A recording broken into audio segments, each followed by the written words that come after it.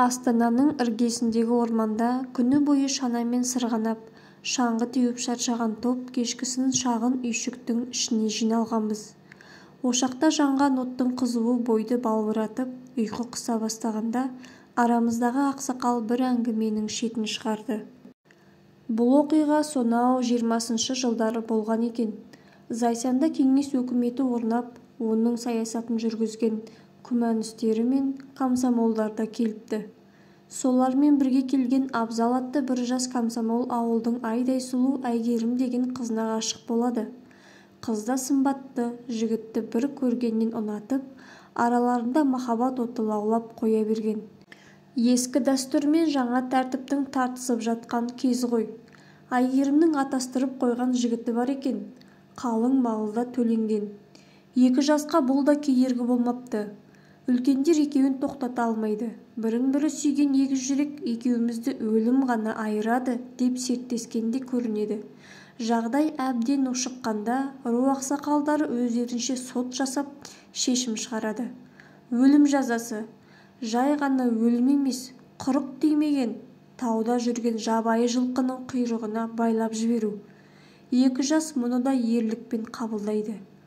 Жылап сықтамай, жалбарынбай, аттың құйрығына байланып кете барады. Тау тасты жерде олардың тірі қалмауы мүмкін емес еді.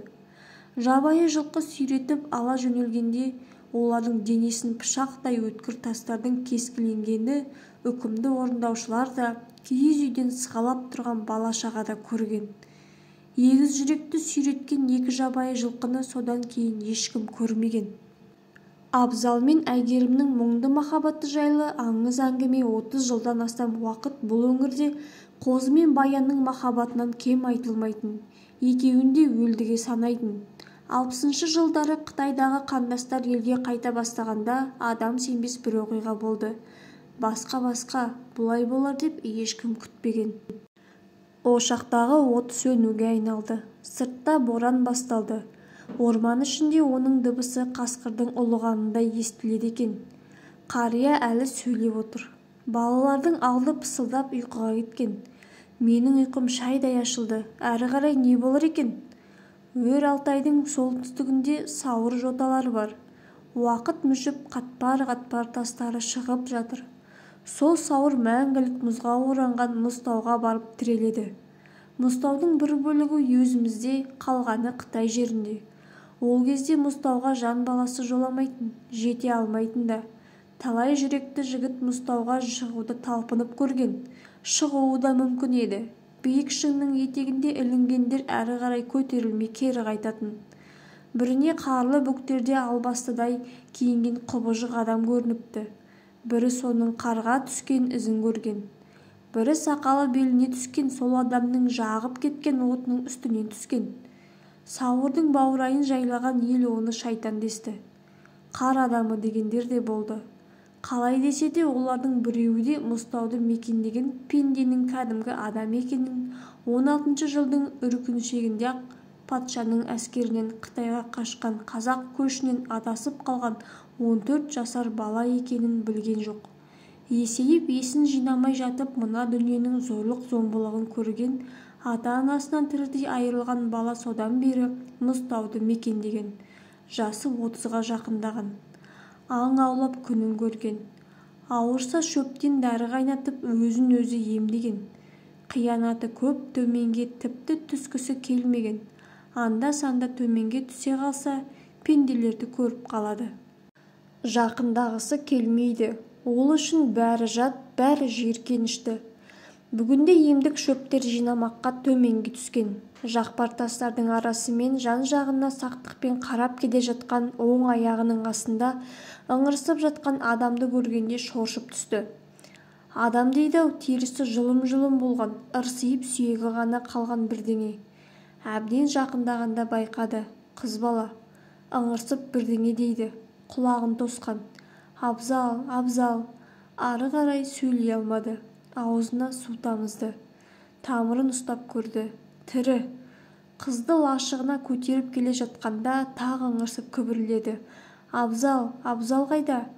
Тағы да біреудің болғаны ғой. Кім екен? Қыздың жарасын жапырақпен орап жатып та соны ойлаған.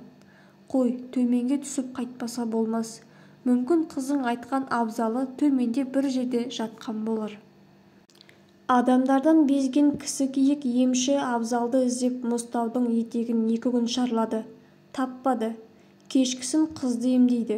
Шөптің қайнатпасын береді. Жарасына сол шөптен жасаған май жағады. Өзі де жалғыз жүріп қасқырмен де шайқасқан, құздан да құлаған. Қансырап жатып өз жарасын өзі емдеп үйренген. 2 күннен соң Әйгерімнің беті бері қарап, кісікиік емшісіне болған жайды баяндап беруде шамасы келді. Таудың өткір тастары аттың құйрығында кеткен қыздың нәзік денесінің парша-паршасын шығарып қана қоймай, қолы байланған арқанды да қиып түскенге ұқсайды. Ол солай аман қалған. Абзал ше? Әйгерімді аман алып қалған жаратқанның абзалға да мейірі түскен шығар. Ағыл-тегіл жылап, жүрегінің жартысын жоқтаған қызға қарап отырып, кісікиік емші осыны ойлаған. Олай болмаған күнде тым құрыса сүйегін табайын, мына бейшараның жаны жай тапсын, дейді тағы бір ойы. Тағы да бірнеше күні абзалды іздеумен өтті.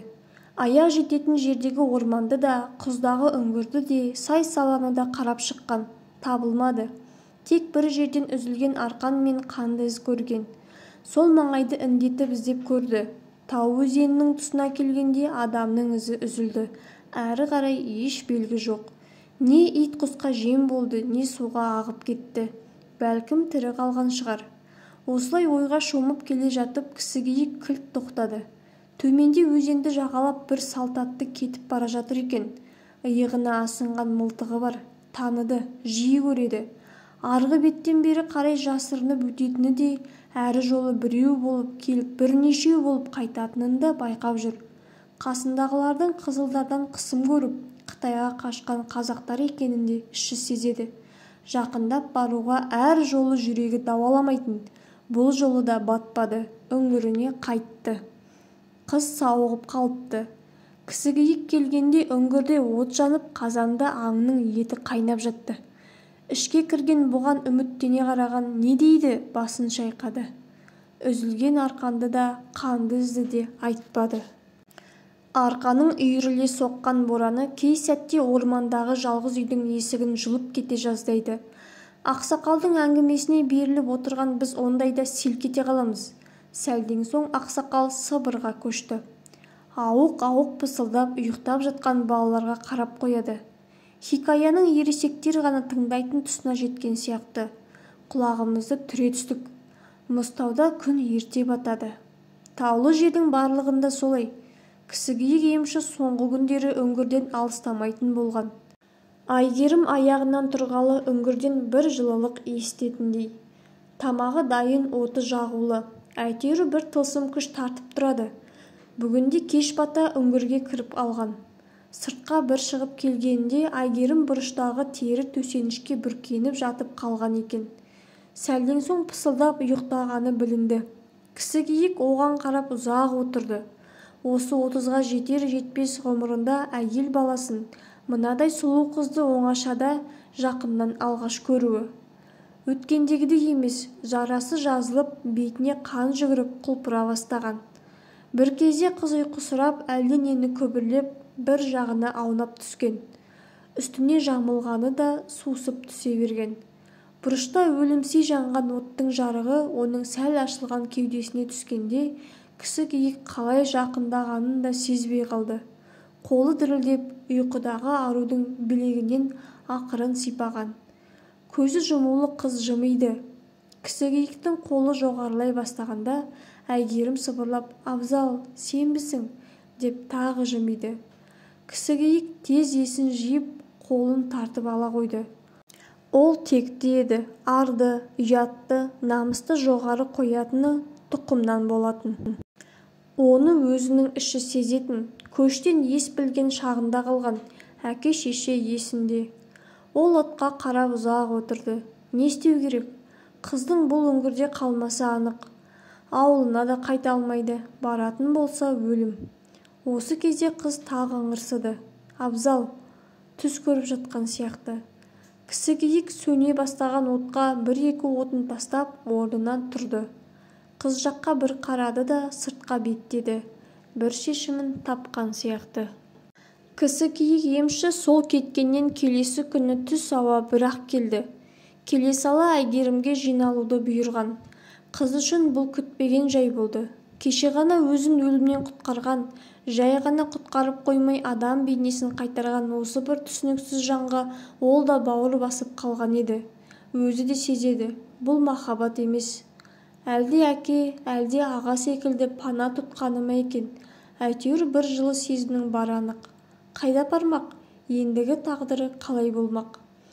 Кісі киік емші үнсіз жүріп мұның жиналуына көмектесті. Жылы киім, жолға азығын қапқа салды. Сосын Әйгерімді қарсы отырғызып бетіне ұзақ қарады. Оның жанарынан тамшылаған жасты күректей алақанымен сүртіп, жетектеп үңгірден шыға берді. Қыз да ештеңе сұраған жоқ. Кісі киіктен жамандық болмайтынына сенгеннен болар. Олар көп жүрді. Мұзтаудың қарсыз етегіне түсіп гүрілдеп аққан тау өзенінің тұсына жеткен ғана тізе бүккен. Сол жерде ғана кісі киік емші қызға тіл қатты. Қазір осы жерде бір адамды күтеміз деді. Ол алысқа көз тастап. Кеше ел жаққа қарай жалғыз өзі өтті. Қателеспесем, бүгін кері қайтуы тиіс. Кейде жалғыз, кейде көшпен, кейде қуғыншылардан қашып. Қызға қараған. Ол жәудіреген көздеріндегі қорқынышын жасыра алмай қарап қалыпты. Қорқпа, деді кісі киік емші. Егер оның соңында қуғыншы болса, сен көрінбейсің. Өзі біреулердің шекараға алып бара жатса, алдынан шығасың. Мен көрінбеймін. Ол жақсы адам. Ол адамдарға көмектесіп жүр. Ол батыр. Мен бәрін көріп жүрмін. Саған тиіспейді. Мұзтаудың ар жағына жеткізеді. Олар жақсы адамды ұзақ күтті. Бір кезде кісі киік емші Әйгерімге алыс беткейді қолымен нұсқаған. Көз ұшында бір салт атты келеді екен. Жүрісі суыт. Жақындай бере байқады. Соңында қуғыншы көрінбейді. Өзі ғана. Көш те жоқ. Әбден жақындады-ау дегенде кісі киік Әйгерімді арқасынан қағып салт аттының алдына қоя берді. Сәл ұзай беріп қыз артына қараған. Кісі киік емші көрінбеді. Жасырынып қалған сияқты. Атын асығыс желдіртіп келе жатқан салт атты тасадан шыға келген қызды көргенде мылтығына жармасқан. Оның жалғыз екенін көргеннен кейін ғана атының тізгінін тартты. Кімсің? Пир емессің бе? Тұр жолдан бұлай, деп бастырмалатып барады. Ағатай, пире емеспін, адаммын, адасқан пендемін. Қазір бәрін айтып беремін. Тоқтаңызшы, ағатай. Әйгерім тоқтамай сөйлеуде. Салт атты мұқият тыңдады. Кісі киік емші жайында айтқанында да елең еткен жоқ, білетін секілді.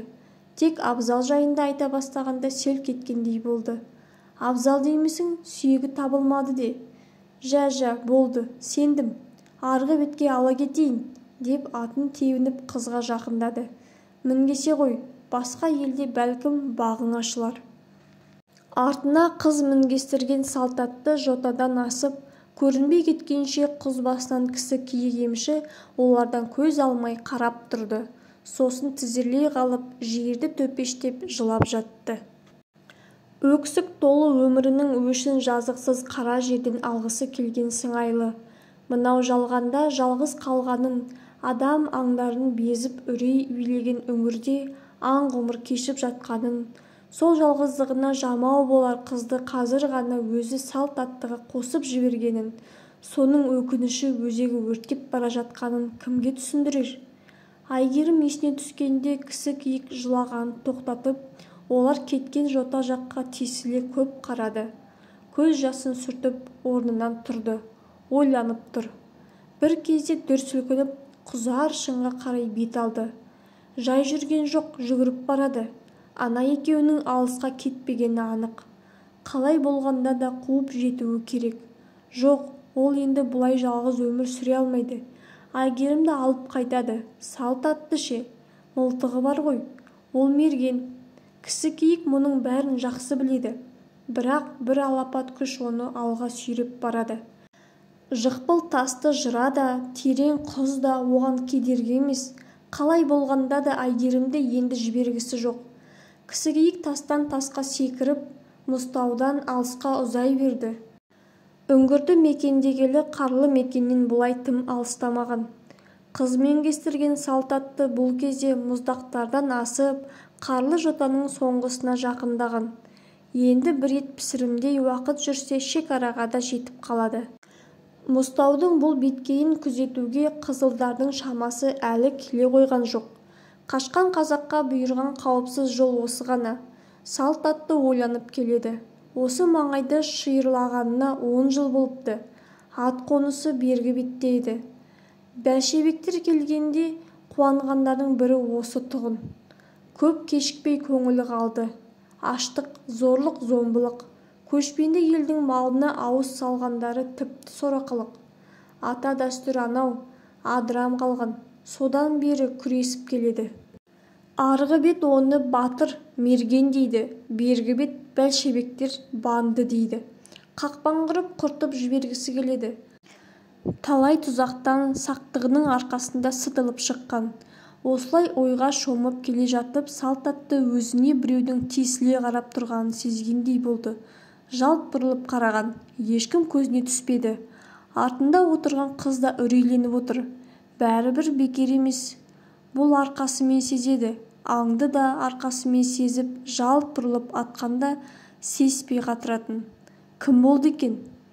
Тағы біраз жүрген соң жақпар тастау бітіп, жазық дала басталмақ. Одан кейін арғы бетке қол созым жер. Осы сәтте салт атты ту астынан қадалған көзді тағы сезді. Болды, кешігуге болмайды. Жайлап мылтығын сипады. Дайындап келеді. Сосын кілт бұрылып, жартасқа жабыса өскен жапырағы қалың ағаштың ортан тұсынан тартып жіберген. Гүрс еткен мылтық даусынан тау іші жаңғырып қоя берді. Оған қосарлана әлде адамның, әлде аңның түсініксіз даусы естілді.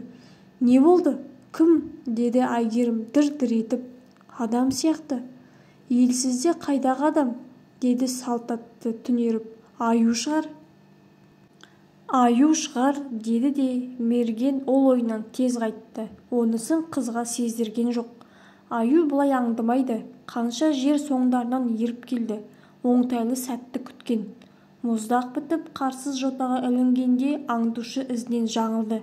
Байқалып қала берді. Кім болды екен? Мерген артындағы қызға бұрылды. Ол да соңынан қарағыштап келеді екен. Аю емес, деді ол да. Абзал шығар. Мерген жауап қатпады. Түңерген күйі өз ойымен өзі алысып келеді. Абзал емес. Оны бұл анық біледі. Енді кім?